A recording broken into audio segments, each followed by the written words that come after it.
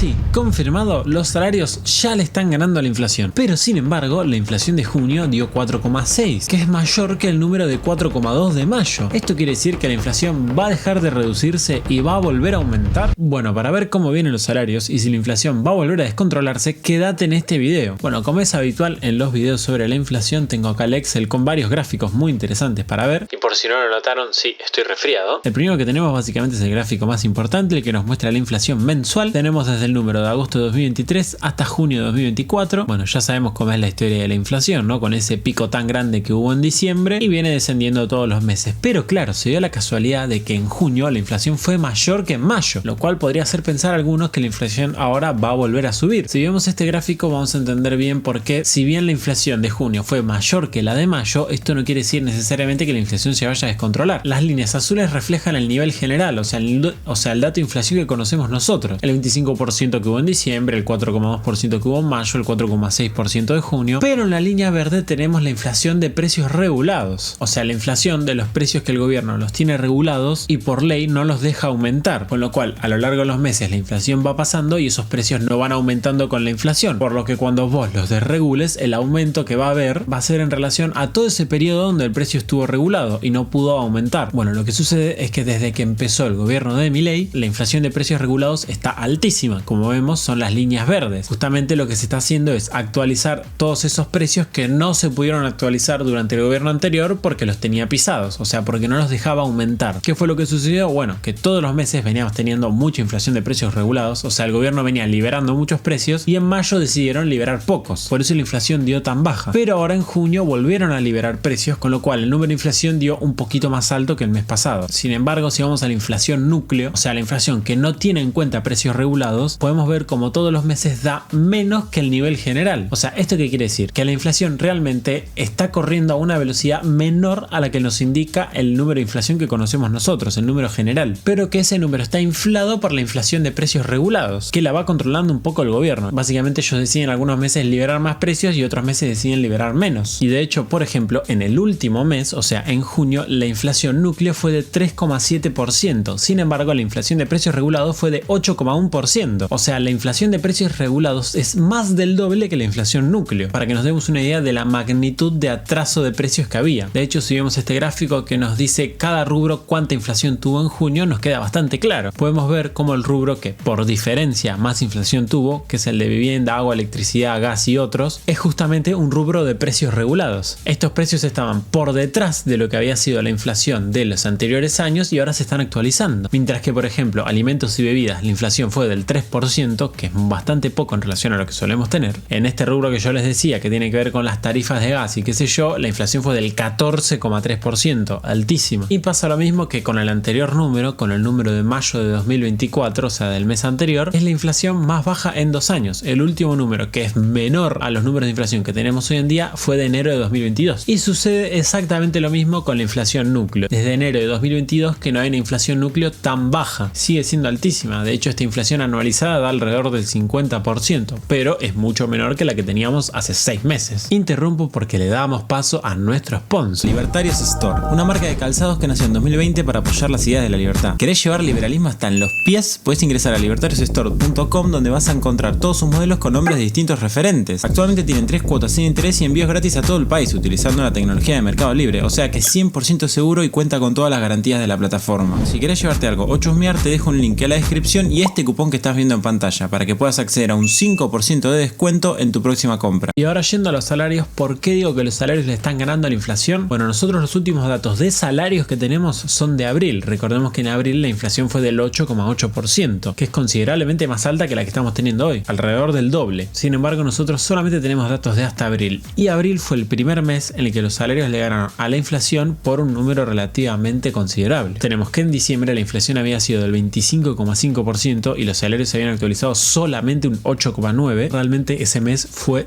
terrible. Luego tenemos que en enero la diferencia se achica de 20,6% versus un 16,4%, sigue siendo mucha la diferencia, y a partir de febrero todo está un poco más calmo. De hecho, los salarios le ganaron a la inflación en febrero, pero solamente por 0,1%. Por ende es casi un empate. En marzo los salarios volvieron a perder contra la inflación, un 11% versus un 10,3%, y ya abril es el primer mes donde los salarios le ganan considerablemente a la inflación. Mientras que la inflación fue de un 8,8%, los salarios se actualizaron un 10,2%. Algunos podrían pensar, bueno, sí, todo bien, pero en X situación personal no vi que esto esté sucediendo. Bueno, es porque esto es un promedio de todos los salarios, pero hay salarios que le están ganando la inflación y salarios que están perdiendo. Por ejemplo, si vamos al RIPTE, que son los salarios formales y estables, estables hace referencia a que tienen continuidad de por lo menos 12 meses. Estos salarios, que son los mejores salarios del país, le están ganando la inflación hace ya muchísimo. Desde marzo que le están ganando la inflación y por muchísima diferencia. Acá la recuperación de los salarios está siendo de manera bastante acelerada, pero es verdad que los salarios formales y estables no son la mayoría de los salarios del país. Sin embargo, si nos vamos a todos los salarios registrados,